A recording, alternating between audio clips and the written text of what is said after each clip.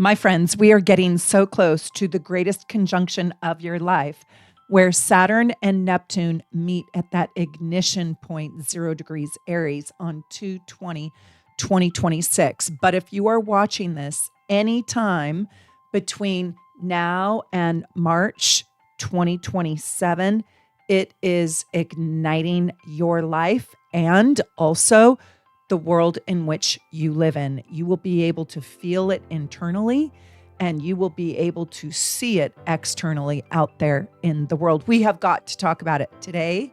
I have got the most special video planned for you, and I hope so much that you love it.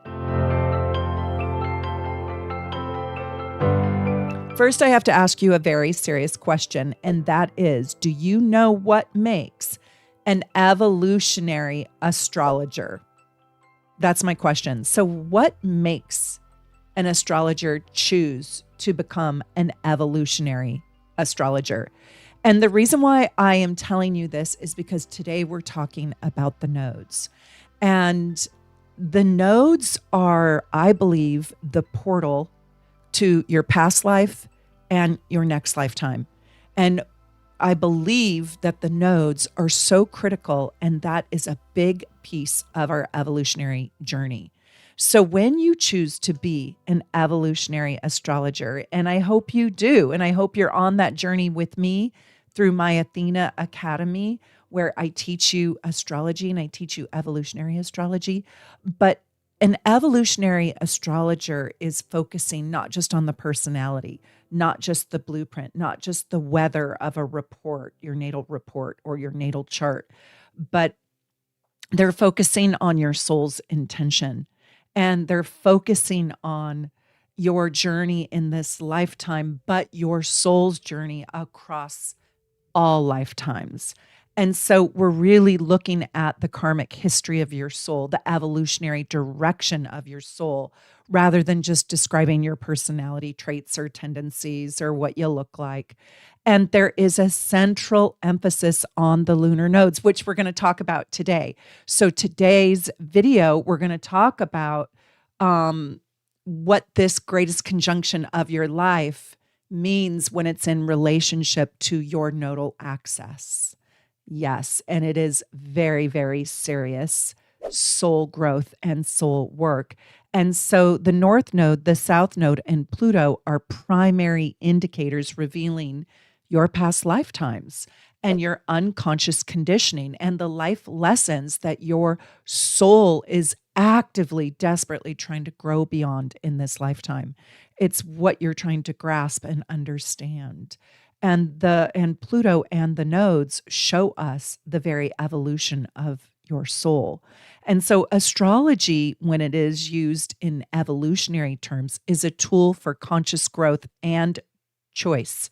So evolutionary astrologers are modern astrologers, and we believe that there is more free will than traditional astrologers. So fate is not fixed in a sense, but fate is revealed. However, it's through your evolutionary growth and your awareness that you can tackle or take on the responsibility of doing your chart, and your own conscious participation mixed with your fate create or alchemize into your greatest opportunity and your greatest good. So there's a lot of free will. And that's why I say there are no bad charts.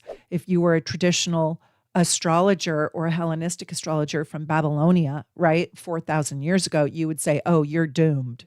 Yeah. And even in some Vedic astrology, which is very ancient as well, it's like, oh, this is an unlucky chart. And in evolutionary astrology, we don't really believe in that. We do believe in auspicious times and timing, and you can support your chart with better transits, but we would never use the word as doomed. But there is an integration of the shadow side of your soul and the side of your soul that has been traumatized. And evolutionary astrologers like to help you alchemize or transform the trauma, if you will, right? Like we like to set you up for your best possible outcomes. And at the same time, we honor the crises, we honor the losses, and we honor the inner struggles because we see these points as a catalyst for evolution rather than just seeing challenges as a karmic punishment. Like evolutionary astrologers don't really talk like that. So we also believe that transits are activation points for soul development. And that's what we're going to talk about today. But I wanted to make sure you understand where my lessons and where my teachings come from. And I am deeply rooted in evolutionary astrology. And so I believe your soul is being pushed to mature. All of us are. We are transits and our progressions are read as timed awakenings of your soul and maturity and growth. And so we're going to talk today about a higher level of truth, a higher level of integrity. And this is going to be really, really exciting. I'm also going to explain what this means, this greatest conjunction of your life, if you've got it transiting the 10th, 11th, or 12th houses. So we have a very big video. Let's go into it all. And I want you to stick with me through this whole video because you are going to learn so much. You, my sweet friends, are getting your PhD in evolutionary astrology. So let's remember that this conjunction between Saturn and Neptune at the 0 degrees Aries is massively, massively important. And when it aspects your lunar nodes, it's activating a destiny and a fate in your chart. And so this is a karmic, life-defining moment in time. And it's describing a lifetime, right? A point in your lifetime for you to learn how to put your vision or your dream into reality. And you're going to learn it through real world experiences, not just theory, not just esoteric theory. So let's remember that Saturn represents the structure of your life. And it also represents the responsibility that you take on. Also, how you are disciplined and what is real and what is provable. And Neptune represents your ideals and your imagination, your faith, your conversation with the divine. And it dissolves boundaries where Saturn creates boundaries. Saturn is the guardrail. Saturn is how you build and how you make an idea into something concrete. It is tangible and touchable. Saturn also is our greatest karmic lesson. And when you fuse these two together, when they are conjunct, like they will be between February 20th, 2026 and March 2027. Now, they're going to dance in the signs a little bit longer, but that's when this fusion point is massively activated. And so when they are conjunct, these two forces are fused together into one, and you are being asked to build something solid out of something that is intangible or just an idea. So it's a very exciting time for you. The 0 degrees Aries is the starting point of the entire zodiacal wheel. So it's raw energy, it's new energy, and it is highly, highly uncomfortable because nobody here on Earth has ever been exactly here before. Yes, we've had a Saturn conjunct Neptune, but we have not had it in Aries. And you're already seeing it out there in the world. And so there is no template to follow here. Okay, we are pioneers together. And you, my sweet friend, and me, and all of us are meant to go first now. And we are defining and redefining and inventing things now, as you can see. So even when you don't feel fully prepared, you're still being asked to go first. And what you do in your lifetime right now will very likely be remembered as a part of your legacy. So the very first thing I want to do is I want to take you through the karmic axis, but we're only going to talk about one side of the karmic axis in this video.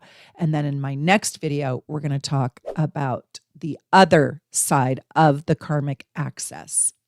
Axis, AXIS. So today I am going to talk to you. This is my gift to you, and it is so big and so important. But I'm going to talk about when this greatest conjunction of your life aspects or interacts with your south node. And we're going to go through all 12 south nodes, and it becomes a soul direction. And I should say an opportunity for your soul to go into that southern direction. And it's not just a marker. It is a vortex that your soul can slip into. Now, let me tell you, it's not like the south node is bad and the north node is good, although the south node does carry a huge shadow side. It does carry a place and a way in which you can be quite obsessed or obsessive. And so we don't want to completely live in the gifts of our south node, and they are gifts because we want our soul to grow. And so if you came into this lifetime as a Spanish speaker and for reasons unknown to you, you start speaking French, that could very well be a south node. But are you supposed to only speak French? No, you're probably supposed to speak both. Okay. And there's probably things inside the south node that still want to be discovered, but we don't want you to fall down the big, dark, black well like it's the Alice in Wonderland rabbit hole. Okay.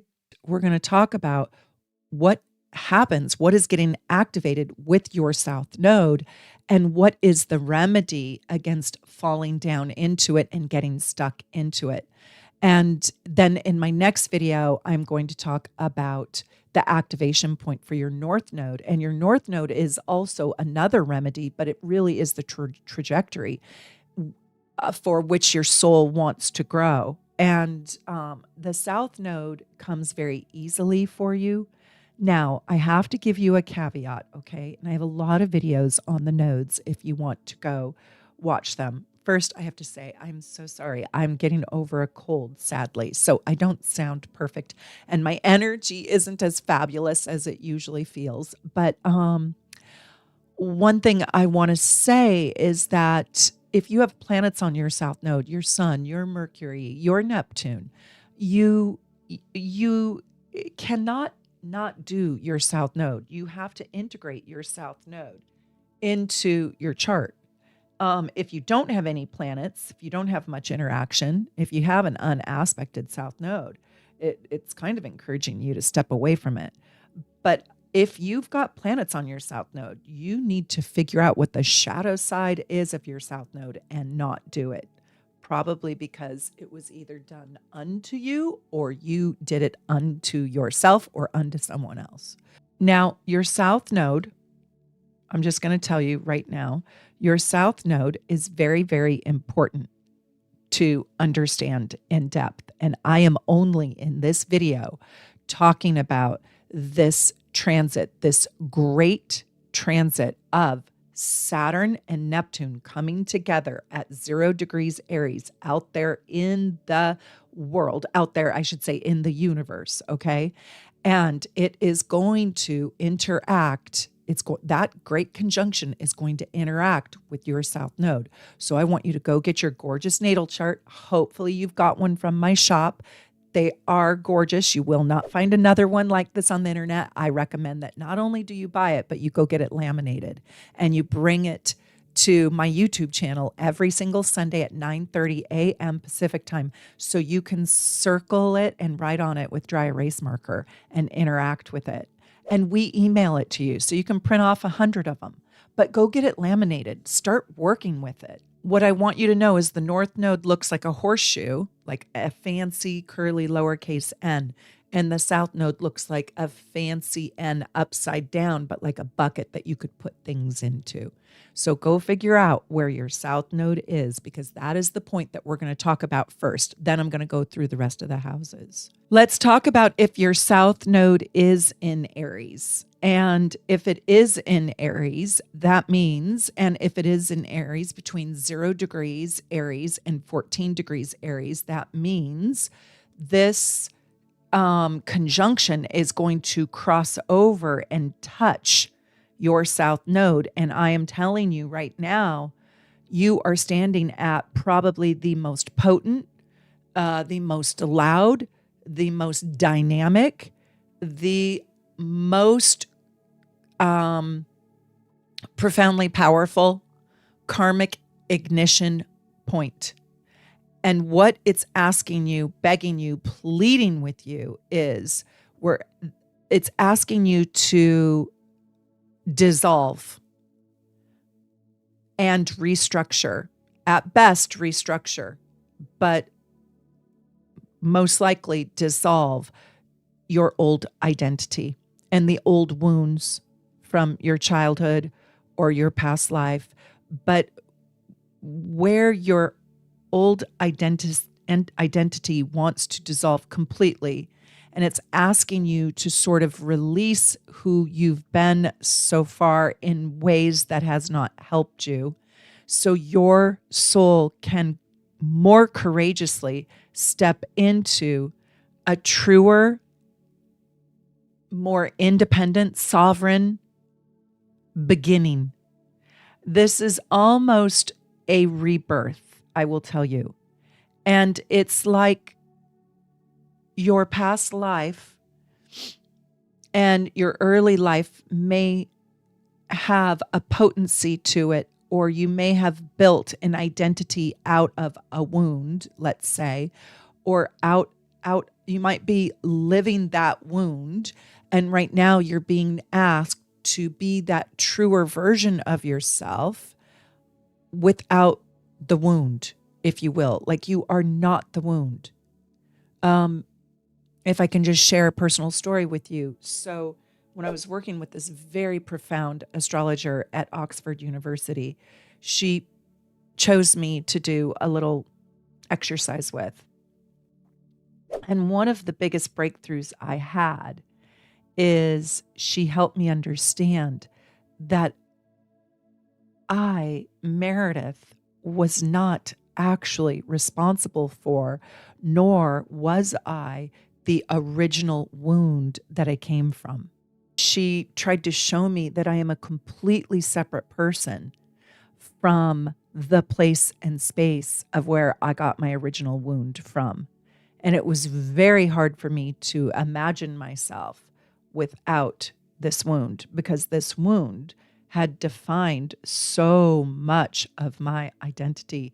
So if you are a songwriter or even an author or a poet, and you're writing from your previous wounds, and they give you great material, let's say, that's great. You don't have to quit writing your songs or quit writing your poetry.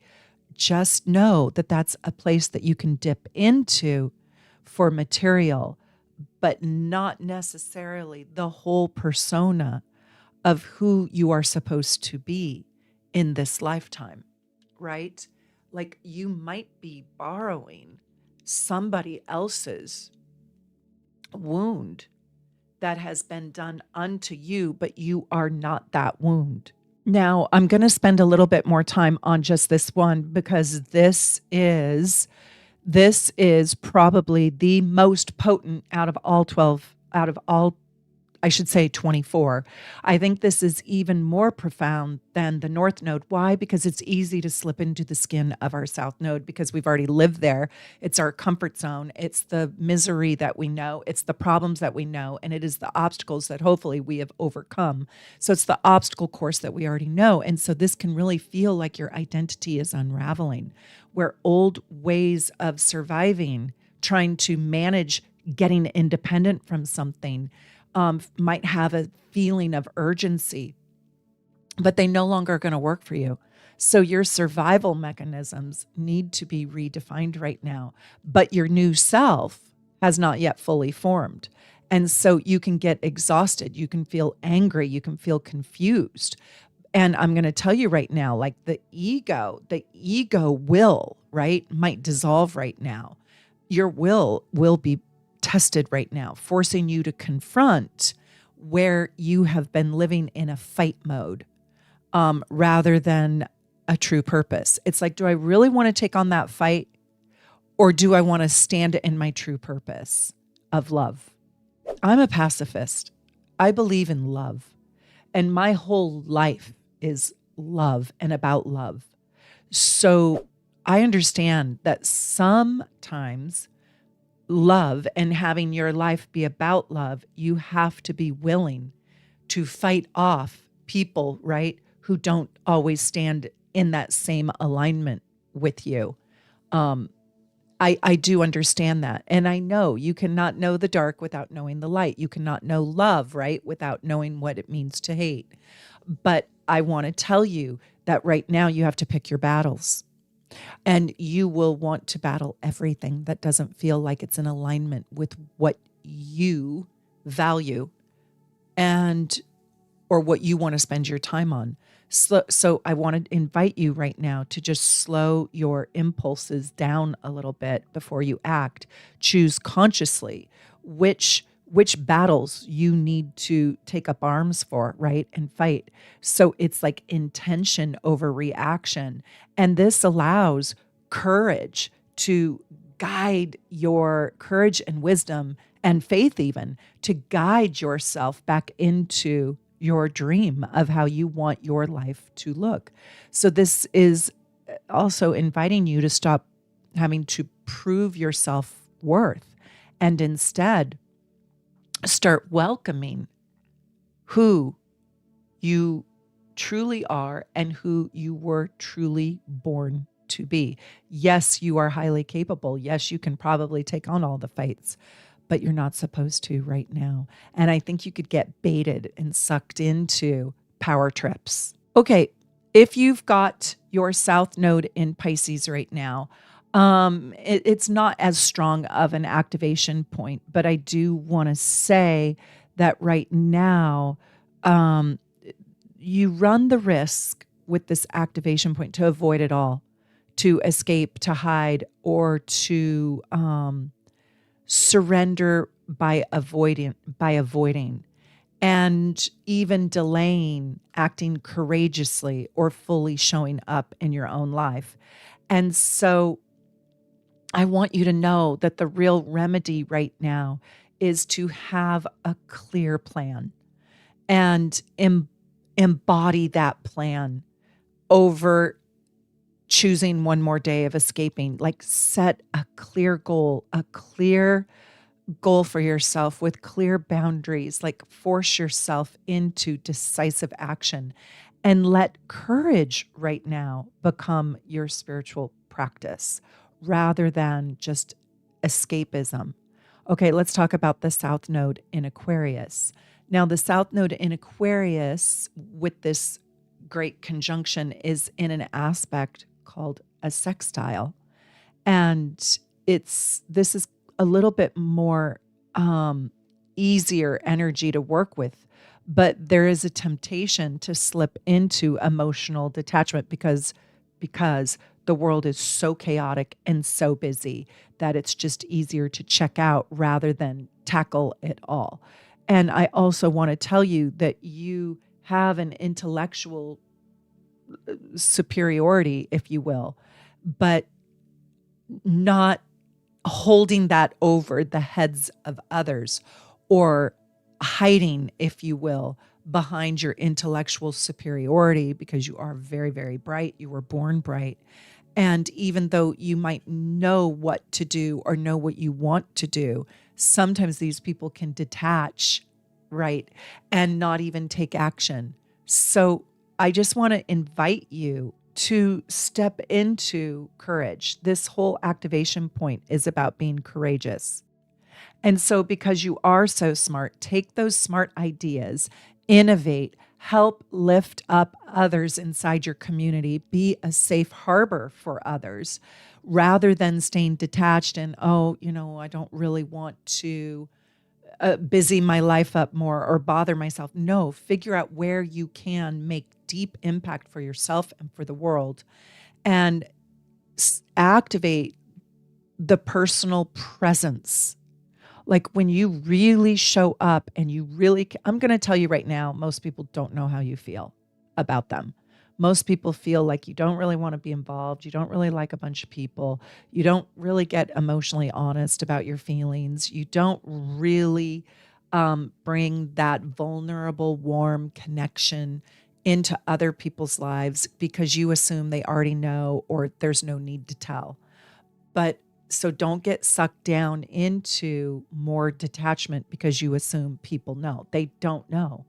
They really, really don't know. And so right now you're being asked to keep yourself activated, if you will, for causes that you believe in, putting yourself on the front line, using your intelligence, and maybe innovating, inventing, or reinventing what community can look like and should look like for you to live in happily. So let's talk about the South Node in Capricorn. There's going to be a draw. It's going to be very easy for you to fall into wanting to control everything. And also, there's going to be this massive feeling like I need to rely on myself. And I want to tell you right now, it's not about achieving one more damn thing. It is, and how do I say this to you? It's a little bit more about releasing this rigidity in your life and allowing yourself to be inspired by your action. Like leading, yes, with courage, not obligation, not responsibility, and also letting your sense of greater purpose replace all the pressure that you put on yourself, all of the pressure of I've got to know, I've got to do this, I've got to be, I've got to lead, I've got to control, I've got to, work harder, I've got to make more money to put into my 401k, whatever it is. I'm just saying that right now, be willing to do things differently in a way that inspires you, in the ways in which you lead, right? Not just out of obligation. And there will be a temptation to take on one more thing. This is a very busy transit. You will see the world will become even more chaotic with this 0-degree conjunction between Saturn and Neptune.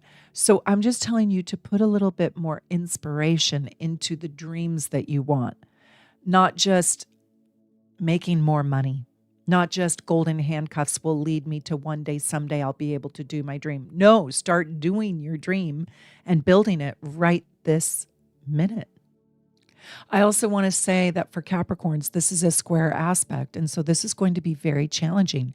You might get a job promotion where you have to spend more time working and you make more money. You have to really evaluate if that's going to propagate, if that's going to help you with your dreams, or if it is just going to suck your energy dry.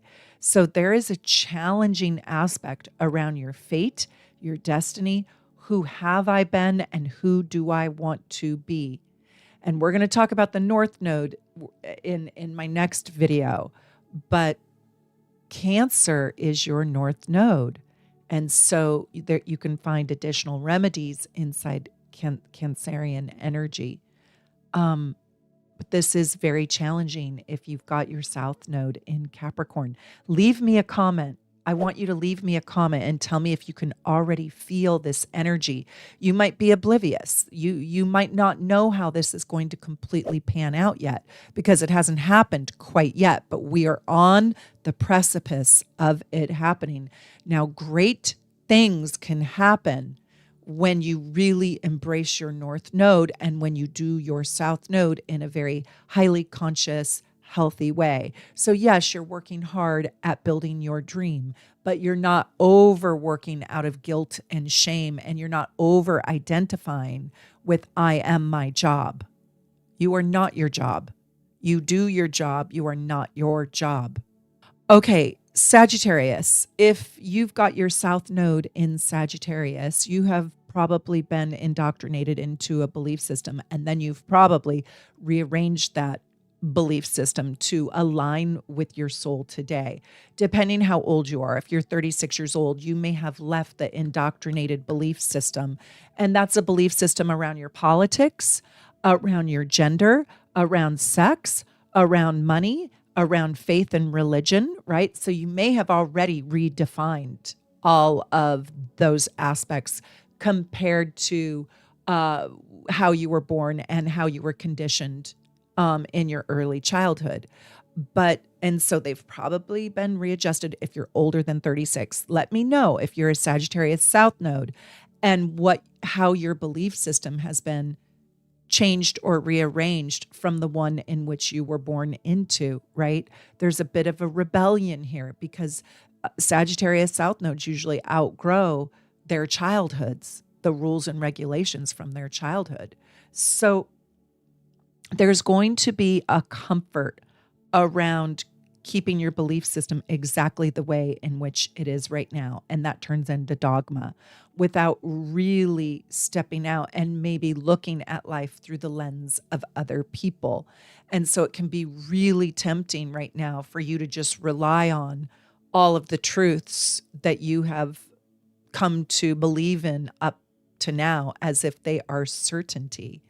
And I'm telling you, if you're a really great Sagittarius, you'll just realize that new truths just bring more questions to the table. And so this is a really good time for you to question, honestly, your mission. And does your mission truly align with your truths, right? Like one of the most important things maybe you believe in, fill in the blank. Okay, so for me, one of the deepest ways in which I feel I can love somebody is to try to know somebody. Okay, now let's say I'm living out that truth.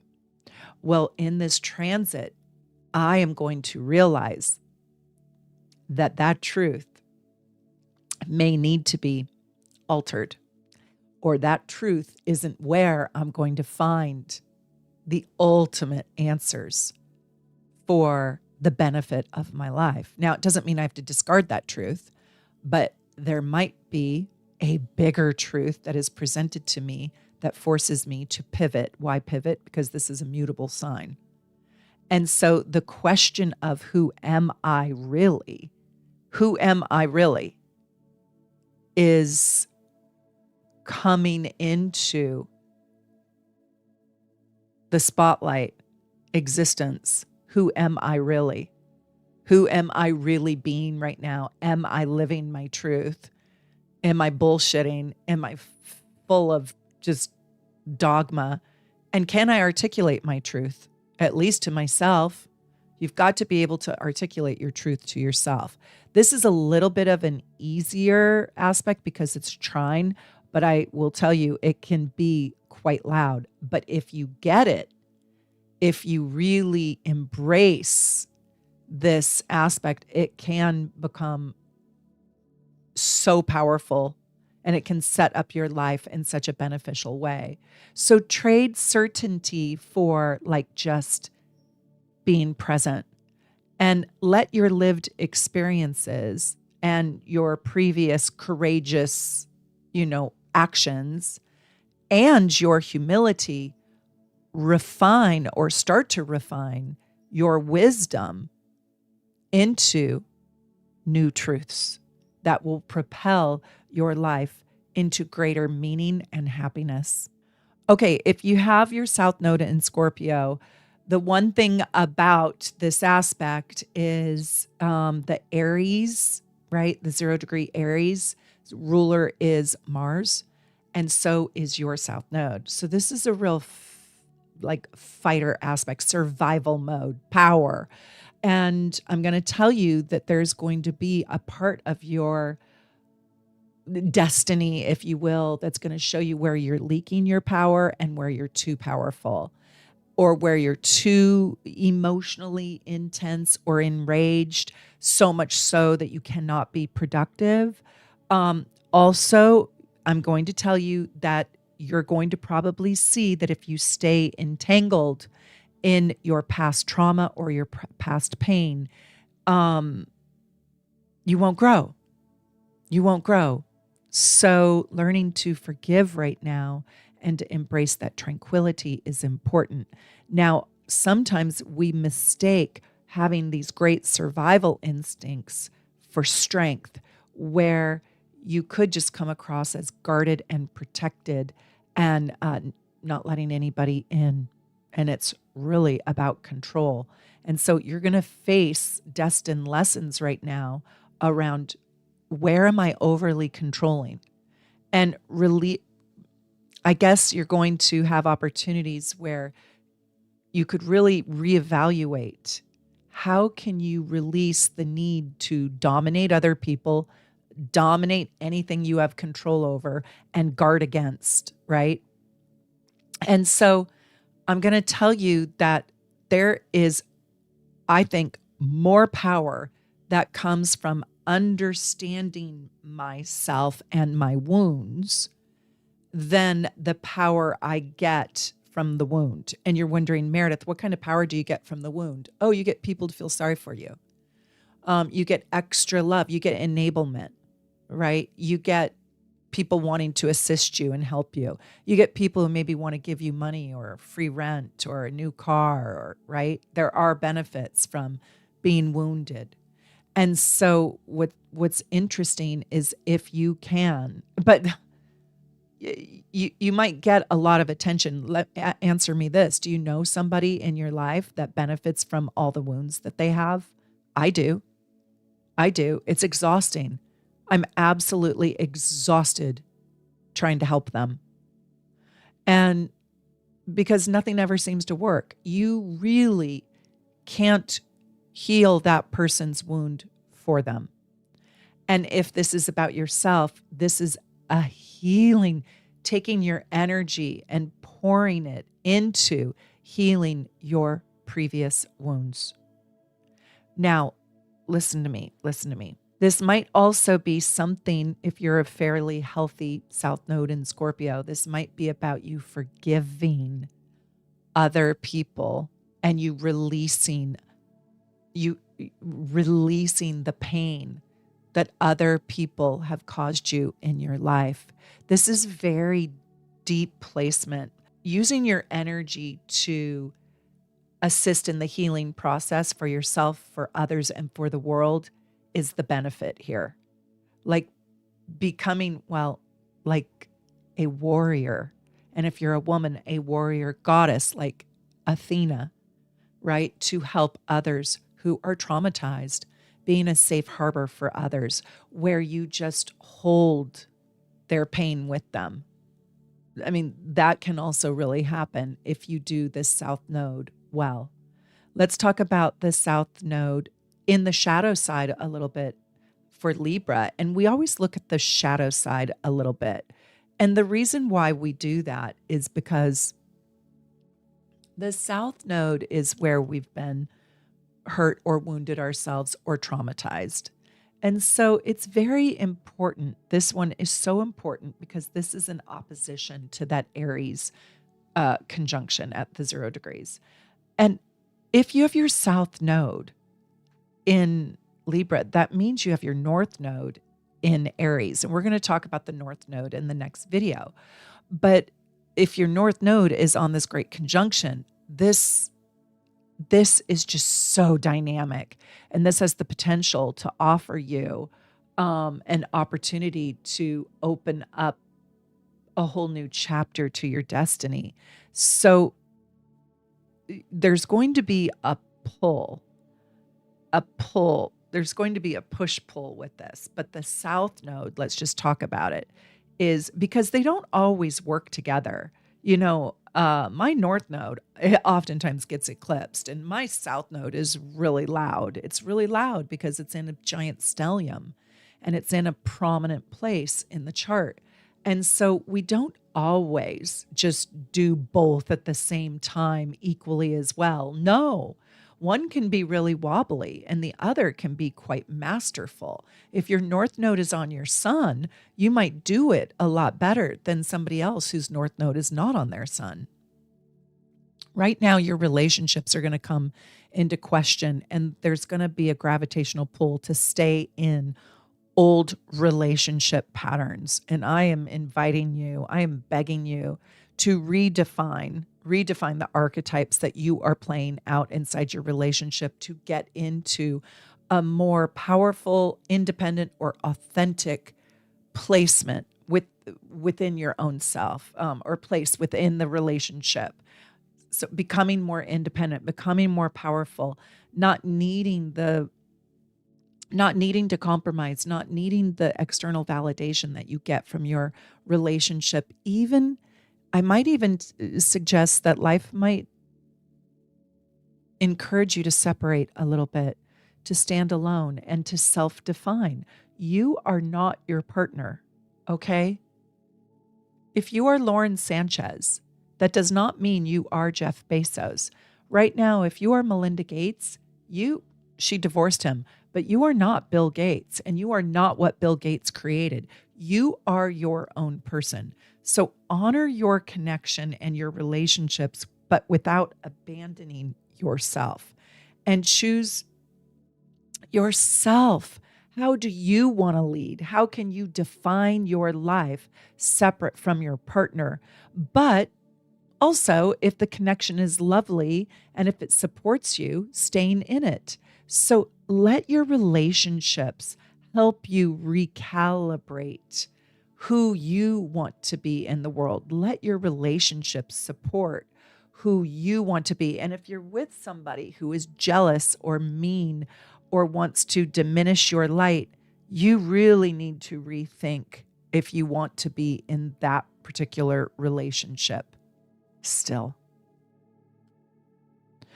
Okay, if you have your South Node in Virgo, this great conjunction in your life is going to expose how your relationship to perfectionism is exhausting you, and how your relationship to this perfection creates a shame, a guilt. So it will also have you come into a deeper understanding on why you self-compete, why you're always trying to get a personal best, or why you compete secretly or quietly or even sweetly with others. And it's going to expose this to you on how, if you could just release the need to fix yourself or manage life better or manage other people's lives better, right? How that is not helping you truly grow. Instead, it's making you feel very bad about yourself. And so you're being asked to trust a braver and more instinctual way of being, rather than a, let me think about it and process and analyze for outcome. No, just do it. Get into your instincts, and just do it. Release perfection and over analysis, and embrace what your immediate instincts and your intuition want you to truly do.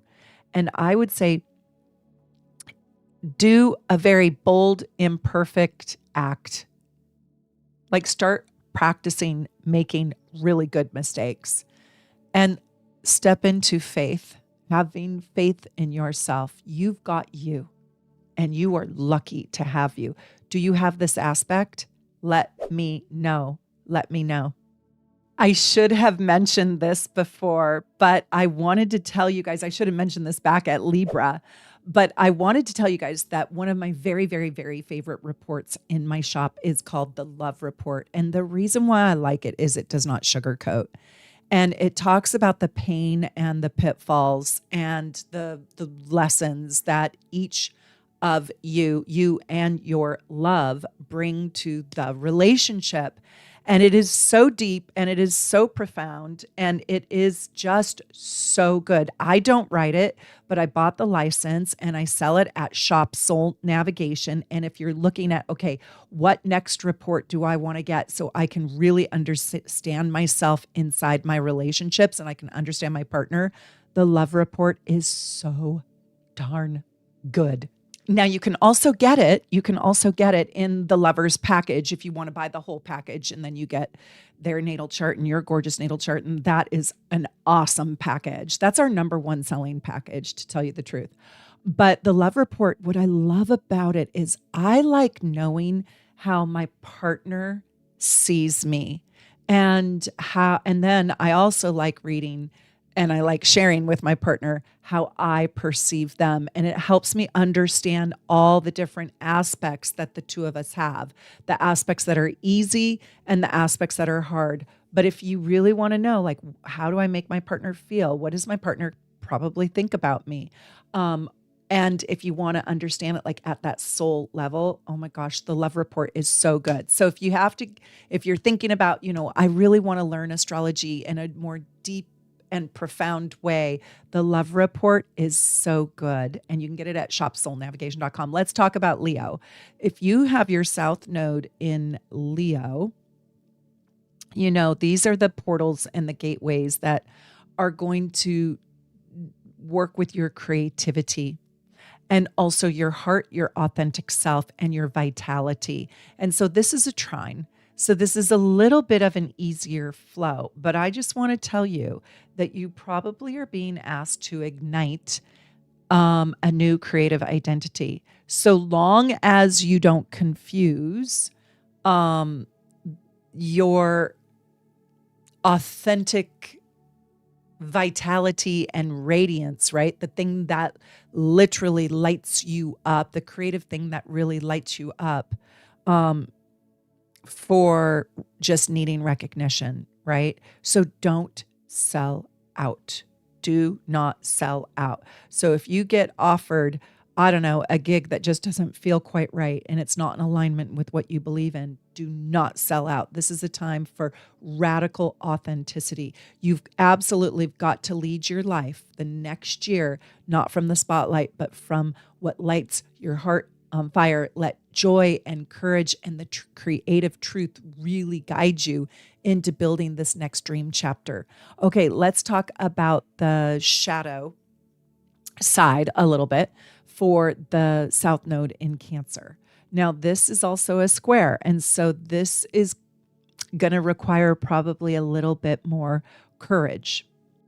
So I think old patterns of being dependent or codependent on people, on your home, on your family, on your loved ones, feeling like you have to really protect yourself, or just retreating into the familiar, the things that are just so familiar that maybe you've even stopped growing. Those are the things that are going to come into focus right now. And also it's like there's going to be a friction between what your soul wants and what it needs to grow. And so your soul is being called into, or I should say, toward this courageous self-definition, and maybe letting yourself not play it so safe. This is going to be a time for great emotional maturity. You are growing. You are growing up, you are maturing, and you are learning that right now you may have to stand on your own inner authority. The torch is being passed. So what is the torch being passed to you for? Are you inheriting a business? Are you taking over the household? Are you, moving out of being single and into building a household? Are you creating a family, right? So where are you really growing and maturing? And even your sense of security is feeling maybe a little bit threatened or needs to be redefined, where you need to realize, wow, I really can be I can create a very strong foundation for myself and for others who rely on me. I can also be quite successful taking new risks. Now, this is a challenge. This is going to be a challenge. And you are standing at the gateway of real emotional courage and maturity, and also learning to expose what you truly believe in, and to expose what you truly love and want and need for your life. Okay, let's talk about the South Node in Gemini. And then we're going to move on to the houses. So stick with me. Of course, you are very smart, very bright, and you have a natural curiosity. You're very adaptable, and you've got great communication skills.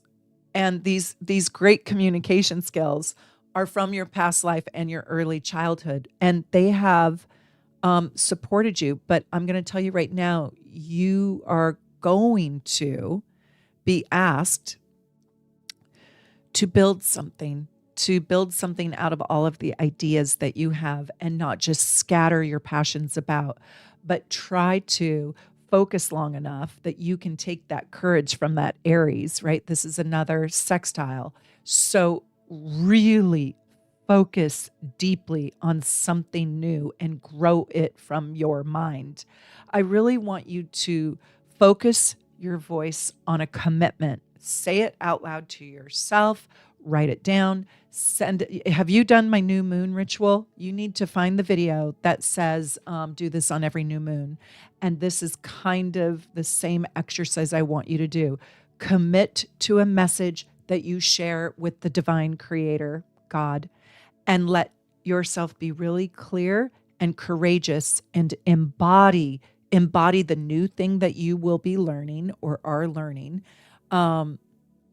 The truths inside of this new thing, get in alignment with it so you can share your voice with the world. So you're going to take that part of that south node that has become a gift, probably your mind and your ability to communicate. And you're going to take that activation point with Aries, and you are going to let that shoot out into the world like confetti. And that confetti is your knowledge, and it is your passion project, and it is you putting your voice into the world in a way that is brave and courageous and creates more independence for yourself, and also something that builds your dream for you. But you need to do it with your voice and your mind. And I hope so much that you, my sweet friend, South Node in Gemini, are studying with me at my Athena Academy of Astrology. And you can go check out all of the courses that we have for 2026. And you can self-pace. You don't have to show up every single Sunday at 11. You can self-pace. You can come if you like, and don't come if you don't want to. You'll get the replay the very next day. And if you want to get certified at the Athena Academy of Astrology, I'm offering level 1, level 2, and level 3 certifications. It will take a little bit of time, but you will learn such deep astrology, and you'll really be able to take your talents into the professional world if you want to. And if that's too much, I want you to think about coming to Seattle to my workshop, May 14, 15, 16, and 17, 2026. And we're going to learn all about the progress chart. Do you know about your progress chart? Oh my God, I hope you do. I hope you do. I hope you do. It's so critical. It is so important. And I'm also going to teach you heavenly timing techniques, where on the third day, and the curriculum is so good, I already wrote it. It is so fantastic. I give you the secret formula on how you can pick the most auspicious day. It's for 3 days, but we're together for 4. And at night we have a blast, but come consider learning with me in Seattle. It's going to be absolutely amazing. I want your smarty pants self there with me. Let's talk about the Taurus North Node. How are we doing on time? This is going to be a long video. That Taurus North Node is, you're going to have this pull to just cling to your comfort zone and to just creating the stable job and the old definitions of what security means to you. And you're going to resist probably the uncertain path that's required for bold new beginnings, right? So bold new beginnings want to find you. And I just want to tell you to loosen your grip on what feels safe and trust movement over comfort. Like, get your body moving in new directions, not just to have control over, but develop new sources of stability, not just 1 or 2. You need like 10 sources of stability, and that could be a side hustle. I have different ways of making money. I'm learning different things. I can pivot if I need to. It's really, really important that you take more risks right now. And because that will grow your self-worth and your self-confidence. Okay, we've got to talk about the houses, the 10th house, the 11th house, and the 12th house. So what I want you to do is get your gorgeous natal chart, and I want you to go look and see where inside the chart you have 0 degrees Aries. Okay, that's where this great conjunction, that's where both Saturn and Neptune are going to be sitting at on 2/20/2026, and it's going to be activated for a whole year. Now it's going to be in play for longer than a year, but it is highly potent and highly active. So if you have that 0 degrees Aries, you got to go look in your chart. If you have that 0 degrees Aries in the 10th house, that's where we're starting for today. Now, I've already done the other houses in my previous videos. So go back to my homepage and look for those other videos where I've already talked about the houses 1 through 9. There is no house 0. I'm thinking about too many things because I can't wait to share with you what this means. But this is really cataclysmic energy. And I hope you guys are watching my very first video with like, what the hell does this great conjunction even mean?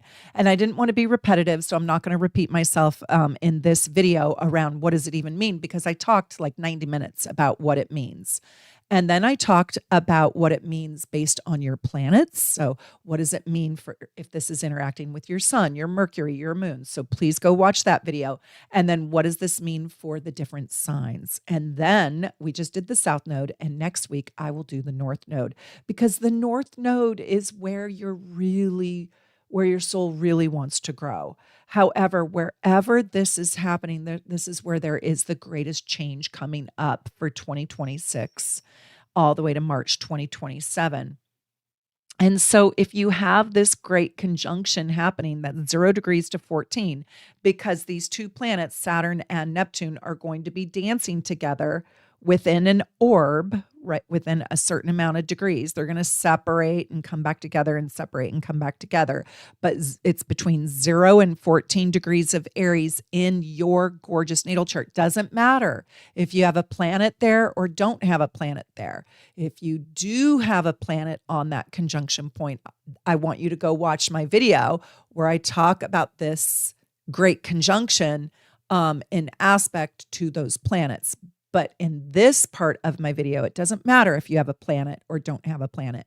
But if you've got 0 to 14 degrees in the 10th house, it is a BFD.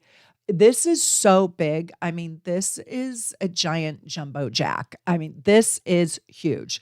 You could have a destined opportunity to restructure your place in the world. And I am not kidding. You could find yourself becoming a spiritual or just a leader, a spiritual or just an authority or leader in your life. It doesn't necessarily have to be a spiritual leader or spiritual authority, but it could be because of the Neptune part. But your work is, you're going to start becoming more dedicated to work that is in alignment with your soul's legacy. Like, what did your soul come here to do in this world on planet Earth? And you might even trade out your more corporate life for a more spiritual journey, or your corporate life could take on a spiritual journey, or you might invest in a spiritual journey in addition to your corporate life, or your more mundane life, I should say. It doesn't even have to be corporate, just your mundane life. And I want to tell you that you could even take on spiritual healing in some way, or wanting to make the world a better place, a more compassionate place. That's the Neptune part. And old structures, old ways of doing your work might crumble right now. They might be just torn down, because I'm going to tell you, you're about to get a different mission in life, a different calling. And maybe you don't even want a boss right now. A lot of times Aries in the 10th house, they don't want bosses. They are the great entrepreneur, but you might want to be your own boss, and you might build or dedicate your life to a whole new calling. Now, you might also choose to get paid in spiritual dollars. Like, oh, I don't need to make all that money. I want to get paid in spiritual dollars. I'm really lucky. I do get paid in dollars, but I also get paid in spiritual dollars too. And I really love it. And you might see that there are influences on your career path or your public standing or your life direction that help you make these massive changes right now. So when Saturn conjuncts Neptune at that 0 degrees Aries and it's transiting the 10th house, maybe it starts in the 9th house and then it moves into the 10th house. Well, watch my video where I talk about it transiting the 9th house and the 10th house because both houses will be in play. This is your public identity. This is your legacy. And the way I will tell you, your reputation could be changing right now. Your old reputation could be dissolving, and you might be, as you step into a truer calling, you might be seen differently by the world right now. This is a very, very exciting aspect because this is on one of the angles.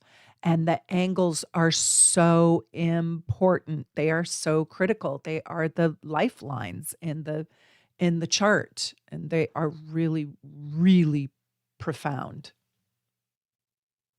This transit is going to dismantle careers, your ambitions, the way they were, the way they are, the way your ambition will be, and success narratives that you devoted yourself to. What were the success narratives that, your family, or people who you admired told you needed to follow? For me, it was you have to go to college. That's also the success narrative I gave my own child. And it wasn't just, do you want to go to college? It's where do you want to go to college? And that was a success narrative. Now, as my child is in her second year of college, do I want her to finish? Yes, I do. But do I really believe that success narrative like I did when I preached it? Not really. I think you can be just as successful not going to college. I really do. Now, if I had another kid right now, would that still be my success narrative? Probably not. I would probably allow for more choice. Like, let's see vocational school or trade school or craft school or culinary school or music school or, right?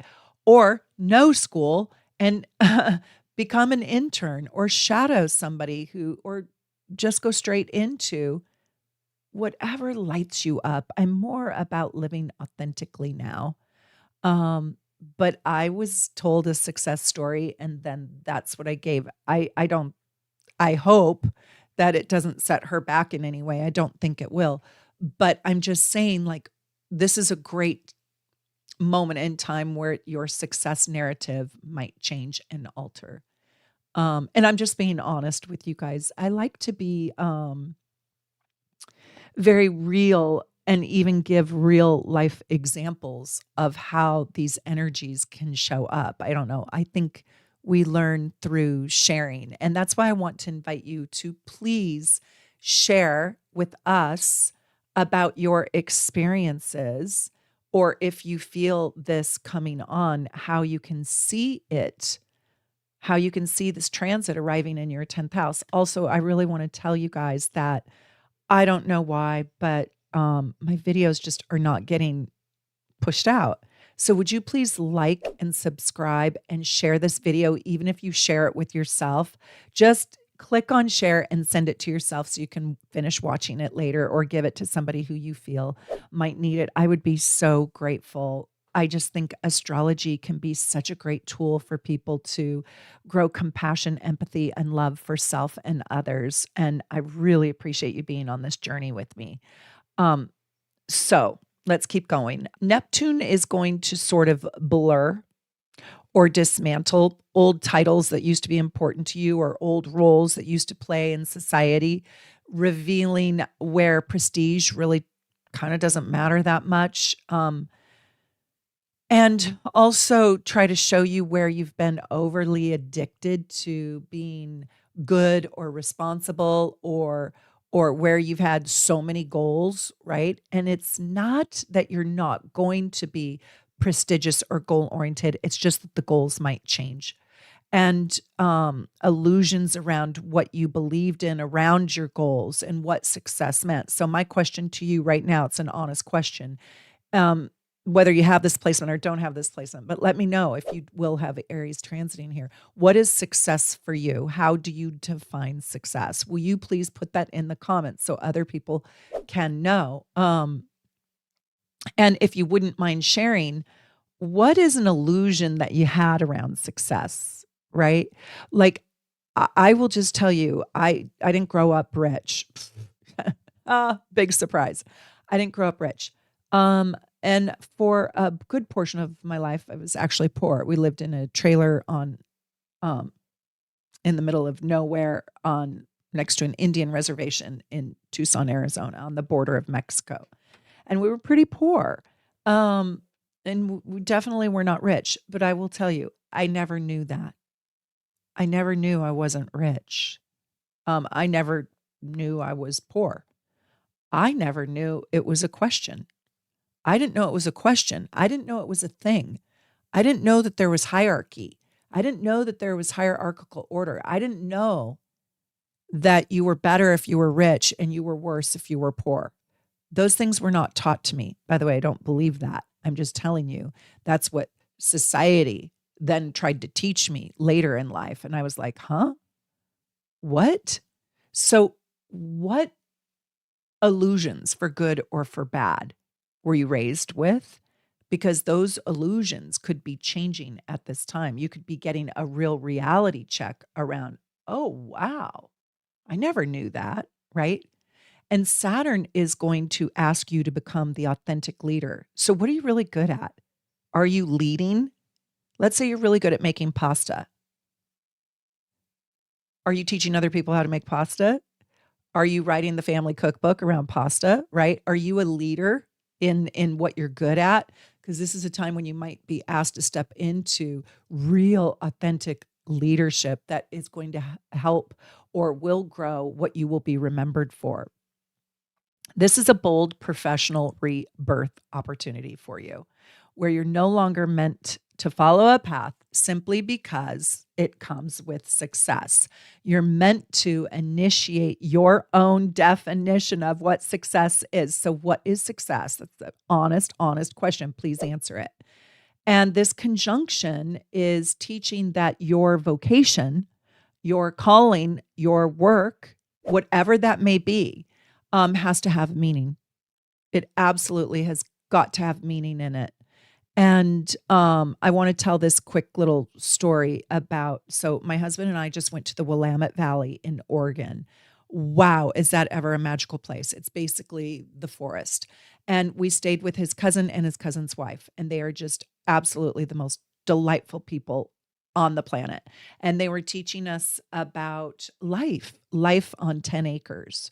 And we stayed up all night celebrating my husband's birthday. And literally, we stayed up till 3 o'clock in the morning talking.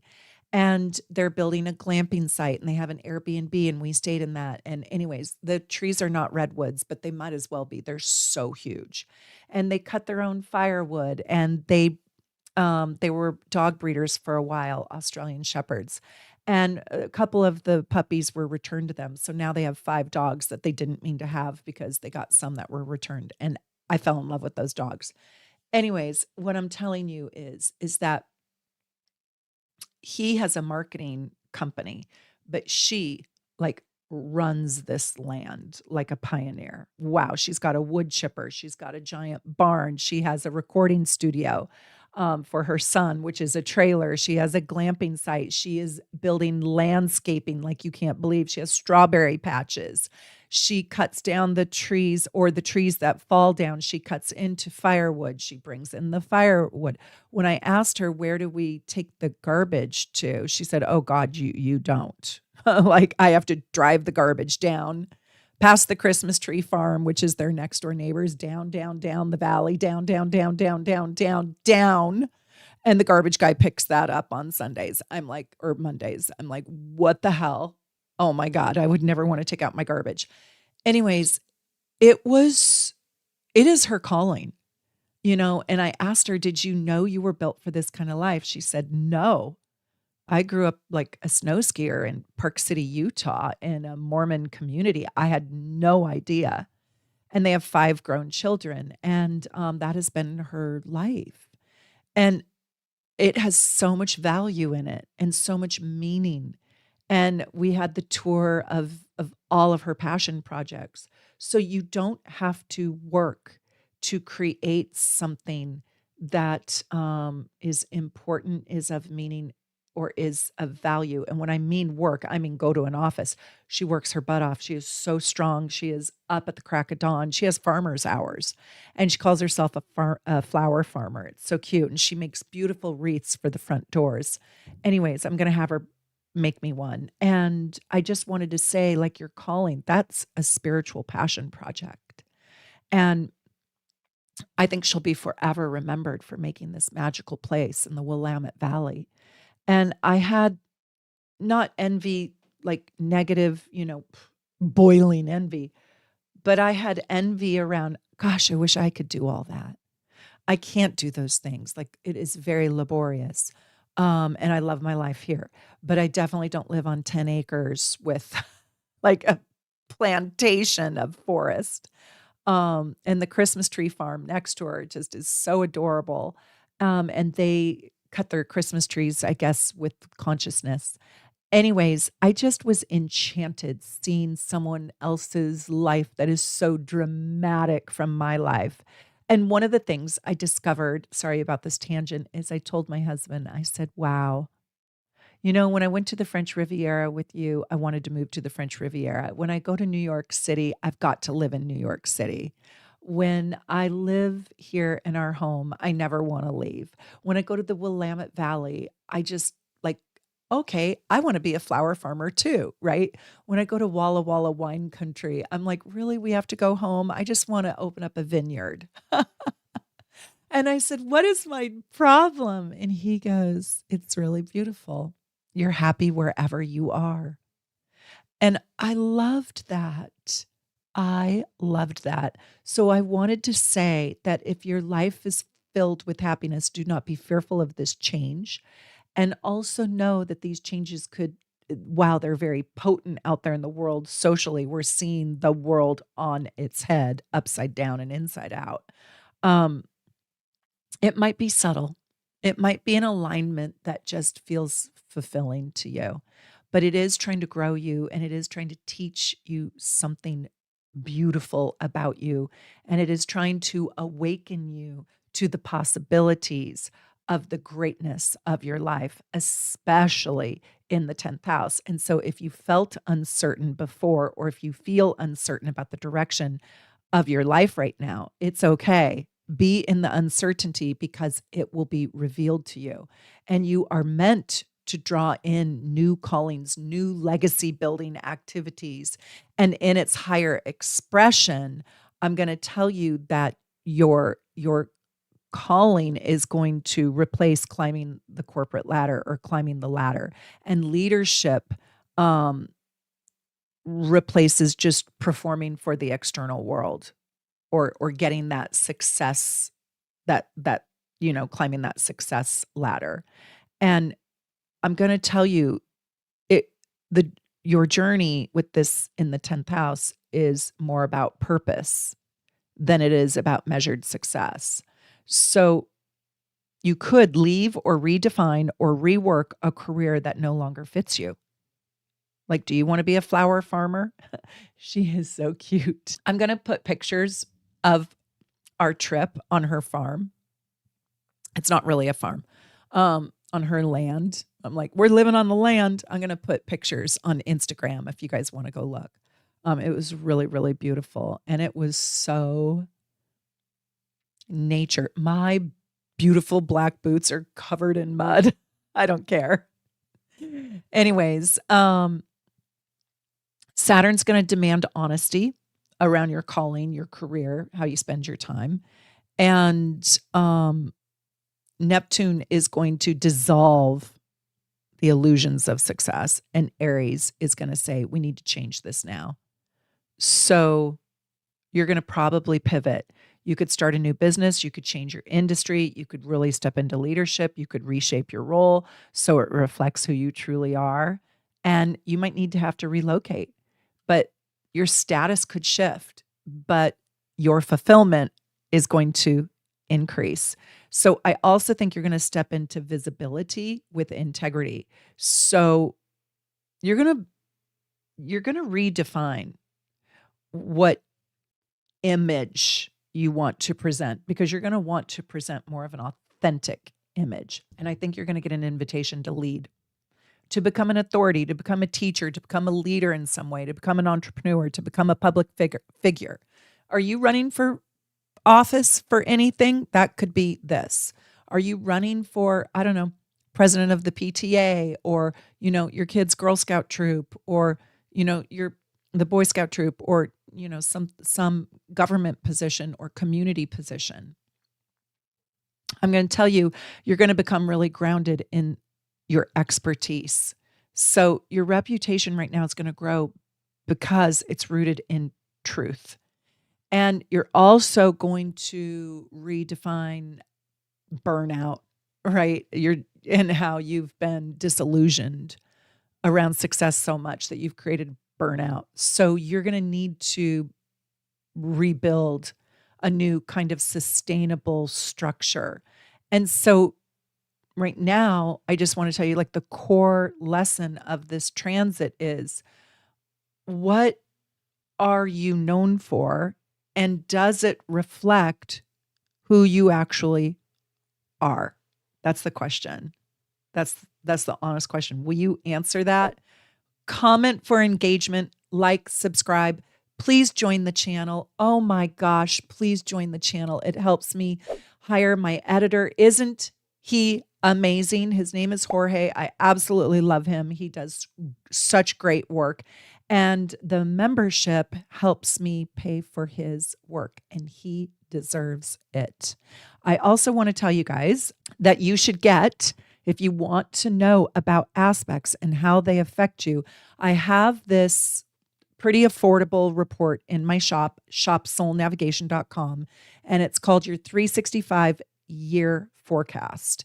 And it is your daily horoscope using your personal natal chart. And it will show you all of these aspects, including this one. And it will show you the next 365 days. And when you let us know your birth information, you can tell us when you want us to start the chart. So you could tell us to start it in the past. Like, I want to know what it has said about January 1st through January 1st, 2027. That is such a great report, and I highly recommend it. I read mine every single day, even though I know my own transits. I kind of like to know objectively, what does someone else say about this transit? I know what I think about it, but what does someone else say about it? And I really love the authors of this report. I think it's absolutely outstanding. So that's another great report to get. Okay, let's talk about this aspect happening. Saturn conjunct Neptune at 0 degrees Aries in the 11th house. If you have this between 0 degrees and 14 degrees Aries, this is going to affect your friendships. Yes, your social networks. So this is like kind of like the internet. I think the third house is your website. And I think this is like social media and the internet and how you are talking to me. I found you, you found me through my 11th house. And I really, really appreciate this community. And I appreciate you being here with me on YouTube. This is my YouTube platform, but I'm also on TikTok, I'm on Instagram, on Facebook. And so I appreciate wherever you're watching me. And so this is our social networks, and so online and offline. And I just want to tell you that this is your community. This is the house on how you pay it forward and your hopes and dreams. So this is where and when your group affiliations might shift, and you may leave groups that no longer support you or align with you. God knows I've had to do that more than once in my life. It is very, very painful. But also, this can be a time when you see which groups and which friendships are not loyal to you, and then have the courage and the confidence to walk away from them in search of more spiritual, soul quenching groups and organizations. And I love the soul tribe that we have created out of my workshops here in Seattle and out of the Athena Academy. And every single workshop I have done over the years has their own WhatsApp group, and the friendships that have been ignited within that group are just remarkable. They're so special. So you need to be with your soul tribe. And that might be redefined for you. And you might want to affiliate with more, I guess, compassionate, sensitive, kind, Neptunian friends, right? More Neptune in your friendships. Right now, you're going to want to leave alliances that don't support your dreams. And you're going to outgrow friends and groups and maybe even social media platforms. And this is also a time when the dreams that you hold for the future and the dreams that you have for the communities that attach to your dreams, they could be stripped away of illusion and rebuilt at this time with better intention. So I joined a group, and I paid a lot of money to join this group that had the intention of me, I guess, finding a better version of myself, only to realize that this group was a scam. And they took my money, and it was a lot of money. It was double-digit money for me to find my better self. And I came to realize that the instructor is such a fraud and such a fake. It was really sad and quite depressing. I couldn't get my money back, and I literally just flushed that money down the toilet. So that reminds me of the 11th house. Do not buy into group scams. You have to really feel a genuineness with that group's core. And I'm going to just tell you to dissolve alliances that are faked, that are maybe even over idealized or come with some trickery. But if you can find your group, and if you can truly align with somebody who you genuinely love, like, or trust or respect, my God, they can help you probably grow your hopes and your dreams and your visions for your future self. This is also the house of your future mind, your future self, your innovation. They can probably help you innovate, but you just have to remember that Neptune's playing with you too. And you want to pick somebody who really helps you structure your life, makes your life of a higher quality, where you want to let go of maybe teachers or groups that seem too abstract, or having you buy into the illusions, right? So Saturn is going to demand discernment. Do not get scammed right now. And, do not click on, oh my gosh, I had this thing that came up that said, you need to reboot your community. Thank God I knew it was fake, and I didn't. So this placement can have scams where you think you need to upgrade. You need to, buy a better version, right? You need to trade out, and it's not always true. So it works both ways.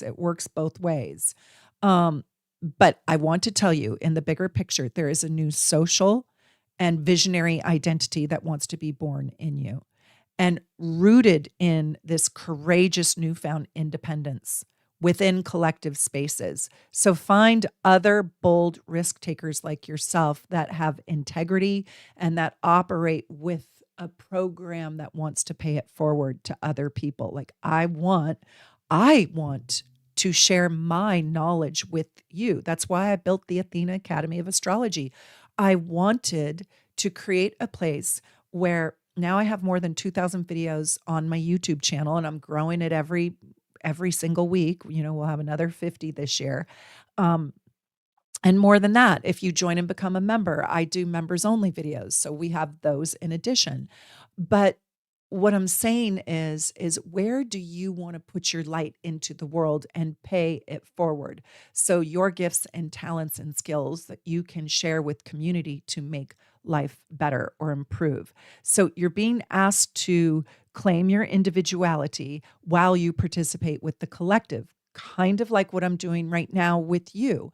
And I want to do that. I want to share my light with you. I want to share my knowledge with you. I want to share real astrology, because I think there's a lot of fraud inside inside the psychic and metaphysical industries. There's a lot of fraud everywhere, right?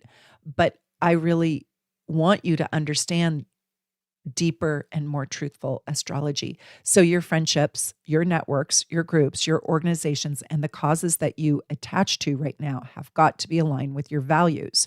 And not just because you want to belong to something, but because you want to make a difference. Your vision has to sort of be actionable right now, like acting on your vision. And hope needs to sort of be structured right now and planned a little bit. And I just want to tell you, this is a moment in time when your vision can ask you to become a leader within it, where your community gains clarity because of you, and the future becomes something that you are actively building rather than just passively imagining. So you're going to, in practical terms, you're probably going to leave groups or communities that no longer align with you, and you're not going to stay loyal to groups that don't work with what is truthful, and you're not going to idealize superficial groups, right? You're going to demand that your friendships really have good intention and deep meaning. Neptune is going to want to dissolve the falseness, and Saturn is going to demand integrity, and Aries is going to give you the courage to walk away from those fake friendships. Friendships that don't pay it forward, friendships that are steeped in selfishness and narcissism. So I want to know if you already feel this. And if you do, will you leave us a little bit of your story? And if you don't, well, it is coming. So come back to this video and leave a comment, because people really learn from your comments. They really learn from your comments. And I want to also say thank you so much for your beautiful comments. I can't answer all of them. I do try to answer all of my members' comments. Well, I can't even do that, but I do try to answer comments that are from my members, because I want you to know I appreciate the membership so, so much. And if you would support the channel, thank you, thank you, thank you, thank you, thank you. I am so grateful. So I'm going to tell you that if you have this 0 degrees to 14 degrees Aries in the 11th house, this is a time when you can turn a dream into a real plan. And if your dream has a pay it forward element to it, like a humanitarian or an innovative or a visionary change, it can really catch fire right now. It could be really, really big. You might even be the person who creates an organization right now. Are you creating a new organization to help other people? I want to know. I saw this guy on Instagram today, and I guess a couple years ago, his brother ended his earthbound journey. And he built this website called Reasons to Live. And every day he posted another reason to live. And recently, a person wrote to him and said, your website, your podcast, your Instagram, whatever, your social media messaging reached me and gave me a reason to live. And he was just in tears today saying, wow, I created this idea out of something so horrible. And he was just bawling, crying. And he said today, my mission worked. It worked. Very, very sweet. So what do you want to create? What kind of platform? What kind of initiative? What kind of organization? What kind of group do you want to create? Do you want to innovate? This is very, very, very, very innovative. So I just want to tell you, you can have very deep impact over the next year around what you want to create. Do you have this aspect? Do you have this aspect? Remember, you might need to listen to 2 houses, because you might have 0 starting in the 10th and it gets to 14 by the 11th house. You're going to redefine your friendship. You're going to redefine what it means to be supported and to be a support system. And you're going to realize that vague connections no longer hold meaning. They're not fun, right? And you're probably going to cultivate fewer but stronger relationships. I know that's the truth for me.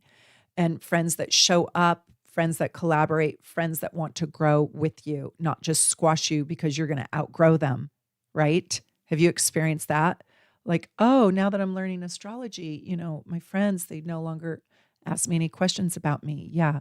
Where community becomes a container for you, not just a distraction.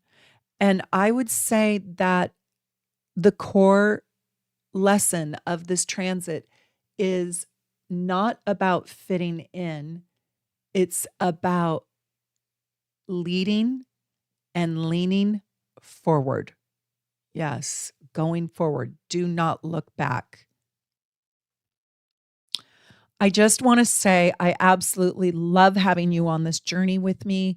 Thank you for all your support, your comments, your engagement, joining the membership, coming to Seattle, hopefully, and learning with me live in person for 4 days. It is going to be absolutely, absolutely amazing. You can find out all the details on my website at soulnavigation.com. And I tell you where to eat, where to sleep, how to take the free light rail. And we're going to be at Pike's Place Market on the waterfront.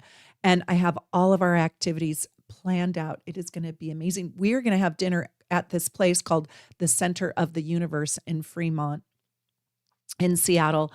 And this is like one of my very favorite restaurants. They're going to make us a specialty cocktail. I cannot wait. I hope so much you are coming. I cannot wait. It is going to be May 14, 15, 16, 17. And we're going to kick it off with a happy hour meet and greet at a local wine bar. So you can get all the details at soulnavigation.com. And I cannot wait. Let's talk about Saturn conjunct Neptune at the 0 degrees Aries in your 12th house, if it is transiting your 12th house. So again, get your gorgeous natal chart, look for 0 degrees to 14 and Aries. And that's where this is taking place out there in the sky. Doesn't matter if you have a planet there or not. If you want to know what does it mean if my moon is there, go watch my last video where I talk about how this greatest conjunction of your life will affect all the signs, all the planets. I've got tons of videos on this. And I also have a Saturn Neptune playlist. So you can just watch all of my videos on this subject. Also, I really want to know, what do you want more information on? Next week's video, we're going to talk about how this greatest conjunction is going to affect all of the north nodes, all of the signs in the north nodes. So let me just tell you right now that your psychic ability, your crown chakra, your third eye, your sixth sense is going to come into full blast. And you're probably going to experience some losses here, but they also come with good fortunes. And they come from developing faith. Yes, they do. One of the most important things that I think that's going to happen to you over the next year is you're going to start seeing things, seeing life come through to you differently now. It's like a whole new language, an intuitive language is being given to you at this time, or you're being asked to develop it. And it is your intuition. It is your psychic ability, your clairsentience, your clairvoyance. Is this already happening? Maybe you're going to learn tarot, numerology, the Enneagram, Myers-Briggs, astrology. I just got chills. This is the great astrologers opportunity if you want. Now, it might be just that you get more curious about these things and then they invite you to learn those languages. Like astrology is actually a language of symbols, and it is a science and an art. And a lot of astrologers are really good at the mathematical science, but they're not good at telling the story. They're not good at the art of astrology, but they're great at the science, and vice versa. And so this is a time for you to build and foster your spiritual journey, finding the authority inside your own psychic sense, your own intuition, your own clairsentience, your own clairvoyance, and learning to trust it. You might become quite telepathic. You might start to engage with the true magic of life. Do you believe in magic? That's my question for you. Do you believe in magic? Do you have this placement? And do you believe in magic? And what magic has found you? I mean, we have seen so much magic when we can see so much magic when we are willing to learn the language of magic, right? And the language of magic is not logical. This is not the house of logic. No. And so there is also sacred solitude that is much needed right now. So you might feel like you really need to push the cacophony, the chaos out to the walls, out to the margin, because there is an inner peace and an inner tranquility that wants to be born right now. So dream journaling and meditating and yoga and sound bowl healing, I should say, can be a real remedy. Learning, how to use music as a healing agent, sound baths, bubble baths, water, um, the river, the ocean, any kind of salt water, if you will. And also learning to believe in yourself is absolutely imperative right now.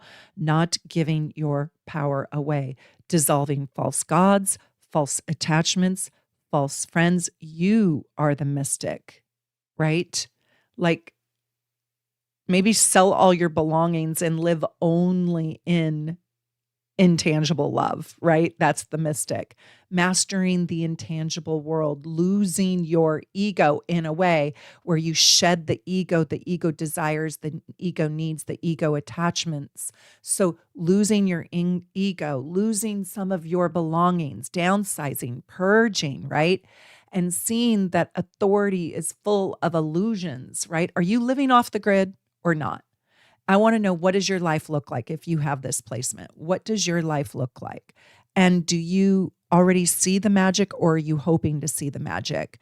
And so when this Saturn conjunct Neptune at 0 degrees Aries is transiting the 12th house, the entire the entire previous karmic cycle dissolves, and a whole new soul identity can be born. Do you know what a soul retrieval is?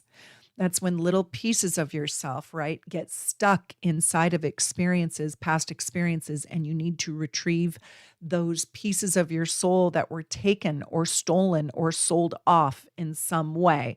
And I speak metaphorically as well. And so reclaiming yourself and your soul identity right now is really important. And I'll tell you that this is the most inward and spiritually significant expression of the Saturn Neptune conjunction.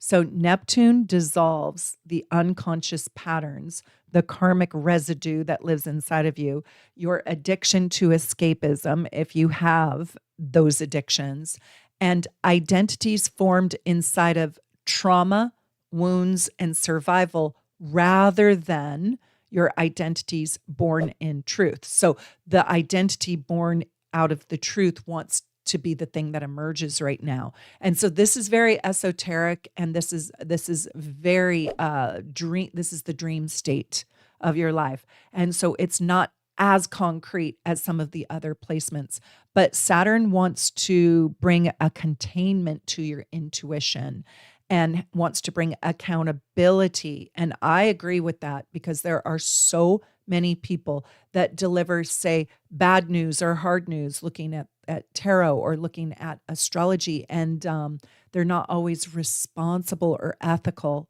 around the messages that they deliver. And I think spiritual discipline is really important right now. And I will tell you to avoid feeling overwhelmed. This can be quite overwhelming. This marks a moment, a new seed moment, right?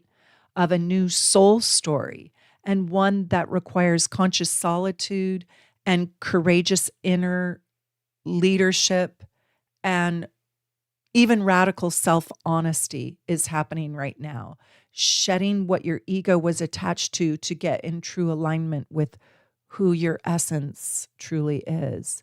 This conjunction is asking you to face what has lived right behind the scenes. How have you self-sabotaged? What are your hidden fears that maybe you don't even talk to your own self about? I once went on a date with this gentleman, and I asked him, "What are you afraid of?" And he was a Marine, and he was in special operations, and he had done like 87 parachute flights into the water and blah, blah. And I asked him, "What are you afraid of?" And he said, "Nothing." And I said, "No, really, what are you afraid of?" And he's like, nothing. I'm not afraid of anything.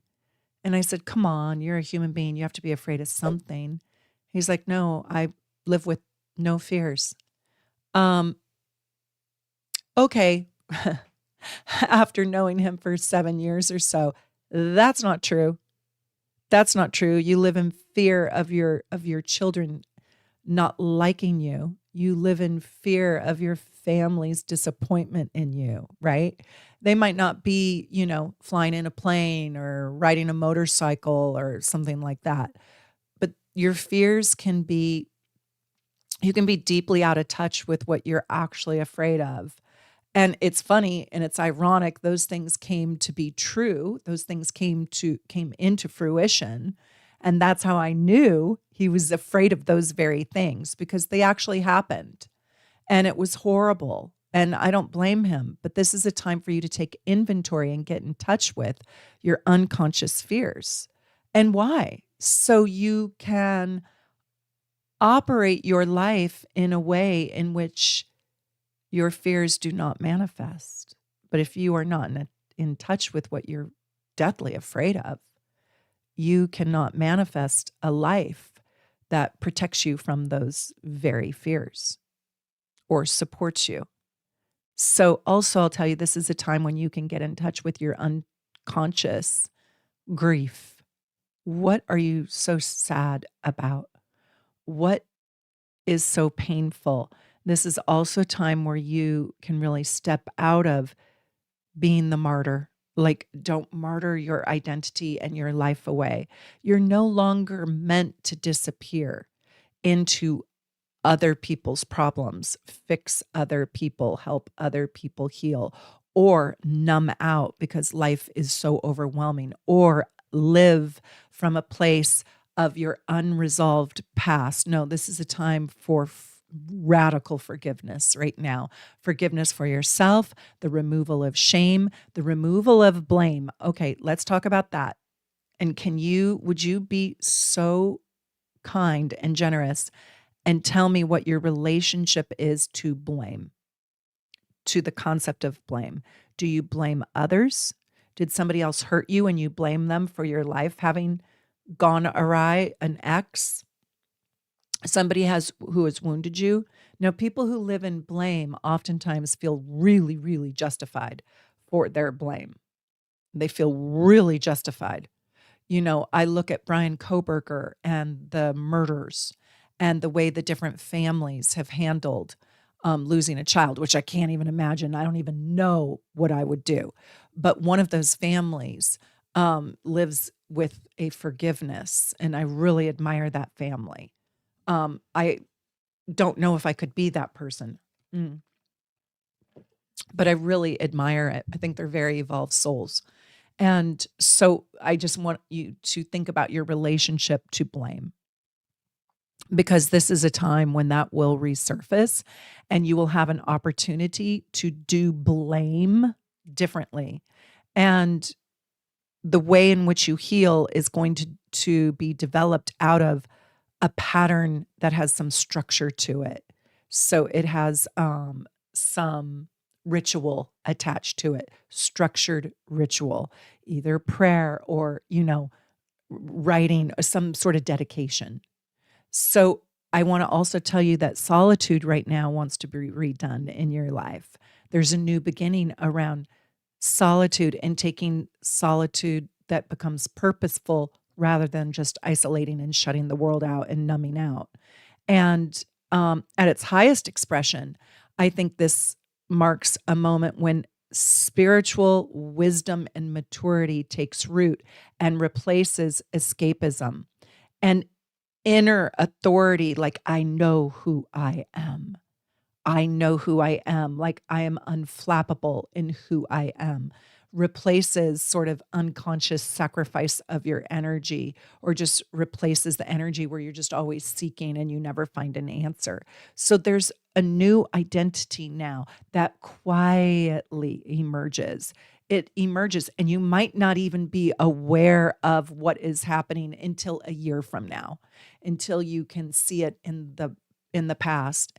And I want to invite you, if you do have this placement, it is very, very profound and very, very deep.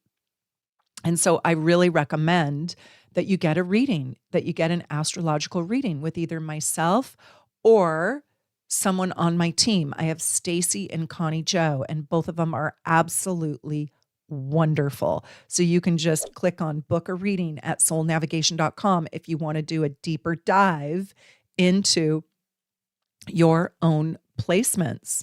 So here's some practical 12th house examples. If you have this greatest conjunction of your life, remember, nobody you know on the planet has ever gone through this before, and nobody you will know coming after us, because this only happens every 232 years.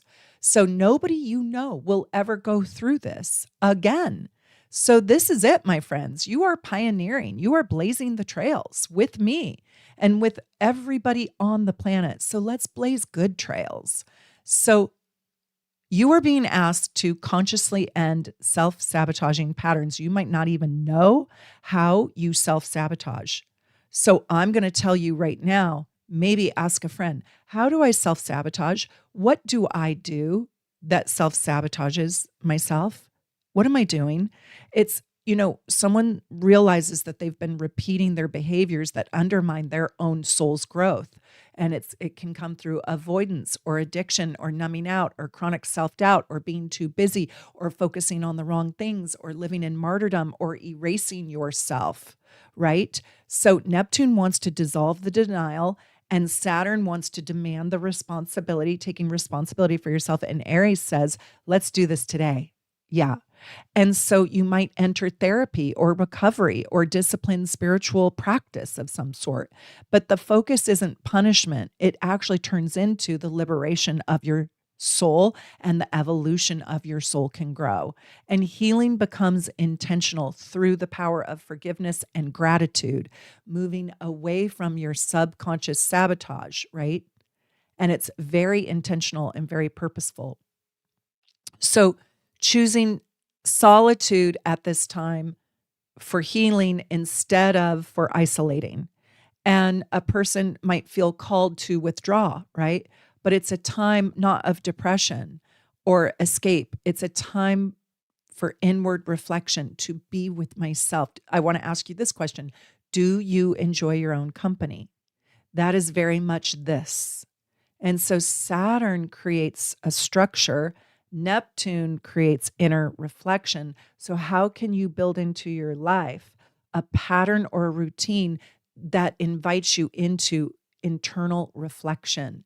And Aries is like, let's make this program now. And so you need to probably set new boundaries, reduce the noise in your own home, and create time for rest, create time for meditation or prayer, or, like I said, spiritual practice. This is a creative incubation. Isn't that exciting? This is so fun.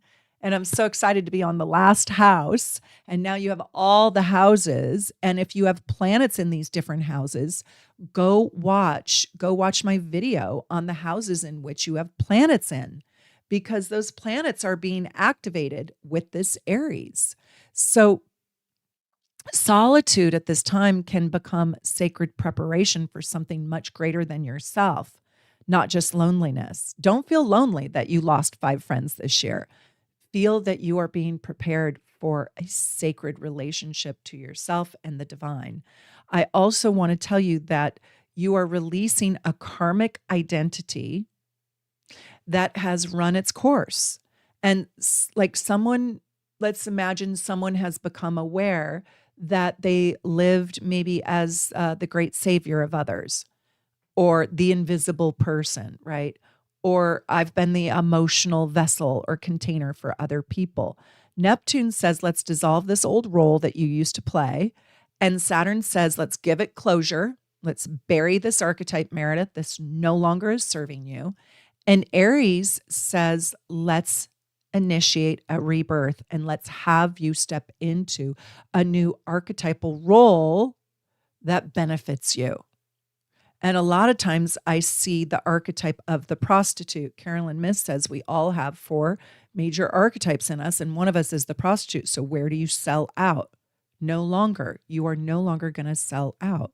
So what this could look like is you're going to stop overgiving. You're going to stop disappearing. You're going to quietly reclaim your energy. Again, this one's done very quietly. And a new sense of self begins to form, one that will later emerge publicly, right? When the energy moves into the first house. And the core lesson about this transit is not about doing more. It's about ending things well, right? Ending things well. So what are you finally ready to release so the next chapter can begin cleanly? That's my question for you. I absolutely love being here with you. I hope so much you got a lot out of this video. I think it's really important to learn the nodes. Go watch my whole playlist on the nodes. I also have a full workshop and a full masterclass on the nodes at shopsoulnavigation.com that you can purchase. That is just invaluable, absolutely immense information if you're loving learning about the nodes. Jan Spiller, I also have an interview with her. You could just search for my interview with Jan Spiller. I think she is the master guru on the nodes. I think her work is the greatest work of all time on the nodes. And I've read so much on the nodes. Nothing is better than her book, Astrology for the Soul. And I got to interview her, and it was really, really magical. So I recommend her work. I love sharing with you who my mentors are and who has really influenced my work. I like you to know. Anyways, I love being here with you. Thank you. Thank you for joining the channel and being a part of my astrological journey too. And hopefully I'll see you on my calendar or in Seattle or at the Athena Academy or on Instagram, TikTok, YouTube. And from Seattle to wherever you're at in the world, I wish you the very, very best. Take good care.